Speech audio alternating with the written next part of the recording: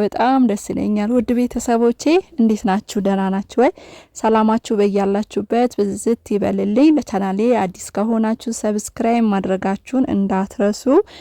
እንዲሁም ቪዲዮን ስታዩ ላይክ አድርጉ። ለእናንተ ባይጎዳችሁ ለእኔ ደግሞ ይጠቅመኛል። አዳዲስ የምትመጡ እህት ወንድሞቼ እንኳን ደህና መጣችሁ። ስለመጣችሁ በጣም አመሰግናለሁ። እግዚአብሔር ያክብርልኝ። እንግዲህ የሮመዳንም ስራ እግዚአብሔር አምላክ ጉልበት ብርታት ይሁናችሁ። የተያዘውም ጾም የኛም የሙስሊሞቹም የክርስቲያኖቹም በሰላም እንዲያስጨርሰን የአምላካችን ፍቃድ ይሁንልን እያልኩኝ ሄሉ እውነት እኔ ጀግንነቷ በጣም ነው ማደንቅላት። እንደው አንዳንዴ እኮ ከ10 ወንድ አንድ ሴት የምትሻልበት ጊዜ ያለ። እውነት እኔ የጥፊ አመታቷ ራሱ እንዴት እንደተመቸኝ አንተ ደግሞ በጣም ብልግና ነው ለመናገር። ህሊና ያለው ሰው የፈለገ ሴት አይደለም 1 2 3 4 10 ይኖረው ፍቅረኛ ይኖረው ሚስትም ይኖረው፣ ግን ስጦታ ሲሰጥ በጣም ነውር ነው። በጣም ማለት ነው። አንደኛ ነገር ስጦታ የሚሰጠው ሰው ነው ያ ነገር ማድረግ የሚችለው እንጂ አንተ ምን ቤት ነህና ነው? ምን አገባ? ምንድነው? እንደ እርጎ ዝንብ መተህ ጥልቅ ብለ ሰው የሚሰጥ ስጦታ ተቀብለ መወርወር ማለት ብልግና ነው። ይሄ ራሱ በስርዓት እንዳላደክ ነው የሚያሳየው፣ እውነት ለመናገር ማለት ነው። ስብና እንደሌለህ ነው የሚያሳየው። ምክንያቱም ስብና ያለው ሰው ያ ነገር እስከሚደረግ ድረስ ይጠብቃል፣ ያያል። በቃ ለዛ ሰው የሚጎዳው ነገር ከሆነ ቀስ ብሎ ይሄ ነገር ትክክል አይደለሽም፣ ይሄ ማረግሽ፣ ይሄ መቀበልሽ ትክክል አይደለሽም ተብሎ ይመከራል፣ እንደ እህት ወይም እንደ ወንድም እንጂ በዚህ ደረጃ የሰው ስጦታ እንደዚህ አይደረግም። ሰው አክብሯችሁ አይደለም አስቧችሁ ያንንም ነገር ማድረጉ ለዛ ሰው በጣም ትልቅ ነው፣ ለሚሰጠው ሰው ማለት ነው። ስለዚህ እንደዚህ አይነት ነገር አይደረግም። በነገራችን ላይ እኔ አንዳንድ ኢትዮጵያኖች በጣም የምወድላችሁ ነገር ምንድነው? ያገራችሁ ሰው አታከብሩም። በእርግጥ ማለት ነው ያገራችሁ ሰው አታከብሩም። ምናልባት ይሄ ሀብታም ከሆነ ምናምን ነገር ስላለው ይሄ ወረተኛ ህዝብ ምናምን ነገር እንደዚህ አይነት ሊያከብር ይችላል። ግን እኔ ብዙ ጊዜ የተመለከትኩት ጥሩ ነው። እኔ ወድጄዋለሁ፣ እውነት ለመናገር በጣም ጥሩ ነው። ሀገራችን ላይ እንደዚህ አይነት ነገር የሰው ክብር መኖራቸው በጣም ደስ ይላል። ግን እነሱ ሀገር ሄደን እነሱ በሚያሳዩን አንጻር እውነት ለመናገር ብዙዎቻችን በጣም የሚቆጨናውን ትንቢት አለ የሚባል ነገር አለ። ወሬ ዝብርቅርቅ እንዳይልባችሁ አረቦች ወደፊት ወደኛ ሀገር ይመጣሉ የሚባል ነገር አለና እኛ እነሱ ሀገር ሄደን እንደምንሰራ አረቦች ደግሞ እኛ ሀገር መጥተው እነሱ እንደ ሰራተኛ ይሰራሉ ይባላል። ትንቢት ነው ይሄ ማለት ነው። ግን አሁን አንዳንዴ ሶሪያዎች አሉ እዚህ ሀገር ኢትዮጵያ ውስጥ ማለት ነውና እንግዲህ ኢትዮጵያኖች ለነሱ ያላቸው ክብር ሳይ በቃ እግዚአብሔርን አመሰግናለሁ ማለት እነሱ አሁን ለምሳሌ አረቦች ብዙ አረቦች ጥሩ አሉ፣ ብዙ አረቦች ክፉ አሉ በነገራችን ላይ ማለት ነውና እነሱ የሰሩብንን እኛ የእጃቸውን መክፈል የለብንም። እኛ ደግሞ ጥሩ ነገር ነው ማሳየትም ማድረግም ያለብን ማለት ነውና አሁን እንደውም ሄሉ በቃ ያየውባት ነገር የሰው ሀገር ሰው ስለሆነ በጣም በቃ እንትን አላት፣ ክብር አላት። ገባችሁ? ይሄ ኢትዮጵያኖች እንደዚህ ናቸው እንዲባሉ አንፈልግም ማናችንም ማለት ነው። ኢትዮጵያ በጥሩ ስም ስትጠራ ነው እንጂ በመጥፎ ስም ስትጠራ ማናችንም አንፈልግም፣ እውነት ለመናገር ማለት ነው።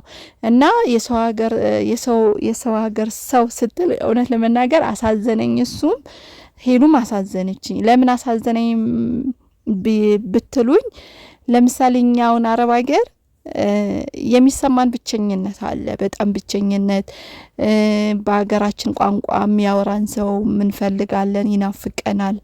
ብቸኝነት እጅግ በጣም ይሰማናል።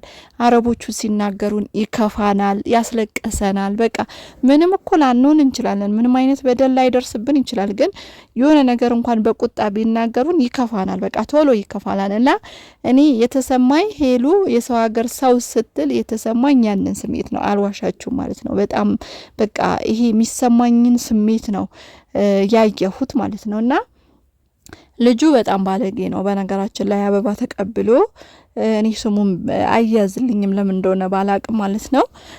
አበባ ተቀብሎ የወረወረው በነገራችን ላይ ማንም በማንም ህይወት ማንም ጥልቅ የማለት እንትን የለም። ግን አሁን እኔ ዩቲዩብ ላይ ማያቸው ነገር በሰው ህይወት እየገቡ የሚፈተፍቱ አሁን እንደ ማሚ አይነት የሚፈተፍቱ ሰዎች ማለት ነው። ሲጀመር ኤሪክ ማለት ነው ፍቅረኛ ቢኖረው ኖሮ ሶሻል ሚዲያ ላይ አይወጣም። ከነሱ ጋር የወጣ ቪዲዮ አይሰራም፣ ዩቲዩብ ላይ አይታይም። እንደዚህ ውሸታም ሰዎች ማለት ነው ፍቅረኛ ያላቸው ወይም ደግሞ ሚስት ያላቸው ሰዎች እውነቴ ነው የምላችሁ በቪዲዮ እንዳታሳዩኝ። አሁን እመቤት ካሳ የምትቋት ከሆነ ባላ ግብታለች፣ እርጉዝ ናት አይደለ? የሷ ቪዲዮ የምትከታተሉ ከሆነ ባሏ እንግዲህ ቪዲዮ ላይ እንዳታስወጡኝ አለ። እንግዲህ ወንዱማ ማለት ነው ክንደ ነው ማለሳሳል ሚስት እንዳለው ልጆች እንዳለው ከሌላ ቦታ አረጋግጦ መጥቷል። ውሸታምና ሌባ ሰው እንደዛ ቪዲዮ አይወጣም። እንደ አሁን እመቤት ባል ማለት ነው እንደ እመቤት ባል ቪዲዮ አይወጣም። አሁን ኤሪክ ማለት ነው ማን ነው ፍቅረኛ ቢኖረው ወይም ደግሞ ከፍቅረኛው ጋር የሆነ ኬዝ ቢኖረው እውነት ለመናገር ሶሻል ሚዲያ ላይ አይወጣም። ትወጣ ነበር እስካሁን። እነሱ ለሶሻል ሚዲያ ቅርብ ናቸው። ለማን ብላ ትቀራለች? እነሱ ከኛ የተሻለ ሶሻል ሚዲያ ነው የሚጠቀሙት። እርግጠኛ ነኝ የሀገሩ ኤሪክን ያየዋል ብዬ አስባለሁ። የሀገሩ ህዝብ ማለት ነው። ምንም አማርኛ ቢሆንም ኤሪክ ስላለ የሚያውቀው ሰው ሊያየው ይችላል። በዚህ አጋጣሚ ፍቅረኛ ልታየው ትችላለች። ለምን አልመጣችም? አሁን እሱ ምን ቤት ነው? ትላንትና እንግዲህ ምን ሲላት ነበረ? ሄሉ ይሄ ልጅ ፍቅሩን ተቀበዩ፣ በዚህ ወጣ በዚህ ገባ፣ ጥሩ ነው፣ እንደዚህ ነው። እኔ ግን ማለት ነው ምን እንዳሰብኩኝ ታውቃላችሁ? እንደው አማረጥሽ አትበሉኝና ማለት ነው ልጁ ለራሷ ፈልጓት ነው።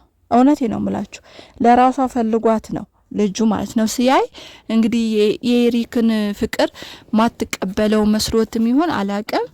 ግን አሁን ሳስበው ማለት ነው ልጁ ለራሷ ፈልጓት ነው። በዚህ ልክ እንግዲህ የተሰጣትን ስጦታ በዚህ ልክ የሰው ስጦታ እየወረወረ እያመናጨቀ በእግሩ እየረገጠ ነውር ነው። በጣም ነውር ነው። ነውር ማታ ከሆነ ወንድሜ እጅግ በጣም ነውር ነው ይሄ ማለት ነው።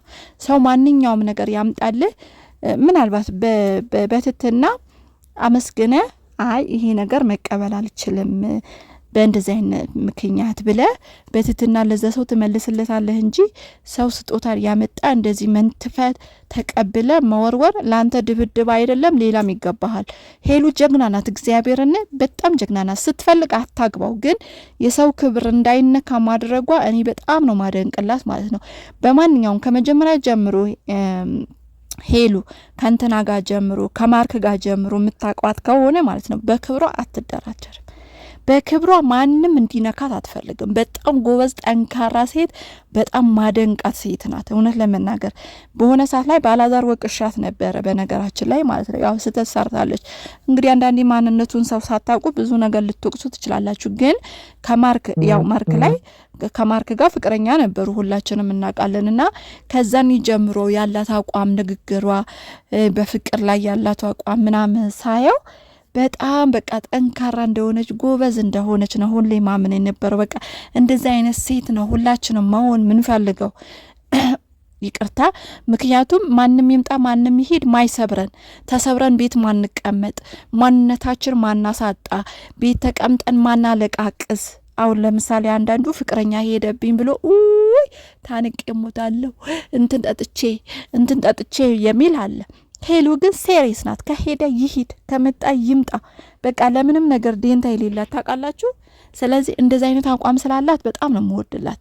እንግዲህ ከሱ በኋላ ከማርክ በኋላ አስባቸዋል ከንትናም ጋር ግን ያው ፍቅር አይጀምሩ ይፋ አላደረጉም በነገራችን ላይ ካላዛር ጋር ማለት ነውና ከሱ ጋር የነበረው ነገር በቃ የውስጧን በውስጥ ይዛ ልቧ እኮ ሊሰበር ይችላል፣ ልትጎዳ እኮ ትችላለች። ግን የውስጧን በውስጧ ይዛ ጠንካራ ጎበዝ ሆና ነው የምትመጣው ማለት ነው። በዚህ ደግሞ እኔ እጅግ በጣም ነው ማደንቃት በጣም ማለት ነው። በቃ ስብርብር ያላለ ቤቱ ያልተቀመጠ ጠንካራ ሆኖ ማንነቱም የሚያሳይ ፈተናዎቹም የሚያልፍ ሴት ጀግና ሴት ናት ለእኔ ማለት ነው። በጣም ጎበዝ ሴት ናት እና ሄልዬ ጠንክሪ፣ በአንቺ ህይወት አሁንም ነገም ሆነ ማንም የሚያገባው የለም።